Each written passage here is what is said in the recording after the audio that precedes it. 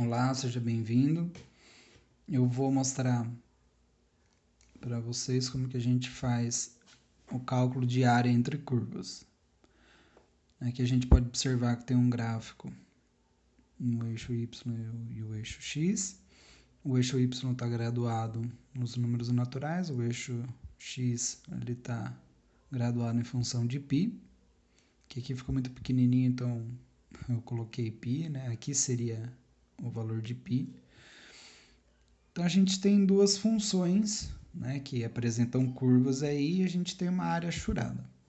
O que a gente precisa fazer? A gente precisa calcular essa área. Né? Qual que é o valor dessa área? O que a gente precisa definir primeiro? Identificar qual é a função. Né? A gente já está familiarizado, né? Já de bater o olho, já consegue identificar que essa g de x é a função cosseno e a f de x é a função seno. Mas mesmo que não pudesse identificar, né, é dado também no exercício. Agora, o que a gente precisa fazer? A gente precisa identificar um segundo passo, que é o intervalo de integração definido. Já que a gente está calculando uma área, a gente precisa de um intervalo definido. Qual que é esse intervalo? É nos pontos de intersecção. Como que a gente faz para encontrar esse ponto de intersecção? A gente iguala as duas funções. Por quê? Quando a gente iguala as duas funções, a gente encontra os pontos em comum que elas possuem. Por se tratar de funções trigonométricas, a gente sabe que o seno e o cosseno, eles possuem dois ângulos, né, em que eles se encontram. Pelo menos dois ângulos, né, em que eles se encontram, que é no ângulo de 45 graus, que dá a raiz de 2 sobre 2 nas duas funções, e no ângulo de 225 graus, que dá menos raiz de 2 sobre 2. Aqui no círculo trigonométrico, né, ele fica no terceiro quadrante, né, o ângulo é o 5π sobre 4, e o ângulo de 45 é π sobre 4. Definido o nosso intervalo de integração e as nossas funções, agora a gente precisa integrar. Como que a gente faz para encontrar essa área? A gente faz a integral, intervalo de integração da f de x, menos a integral dentro desse intervalo de integração da g de x em dx.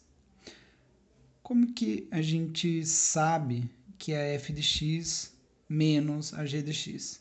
A gente sempre precisa se atentar a que a gente vai fazer a função partindo do ponto de integração que está por cima em relação ao eixo x. A gente pode observar aqui a nossa função seno, a partir do primeiro ponto de integração, ela sempre está por cima da função cosseno até o próximo ponto de integração. Nosso intervalo, né?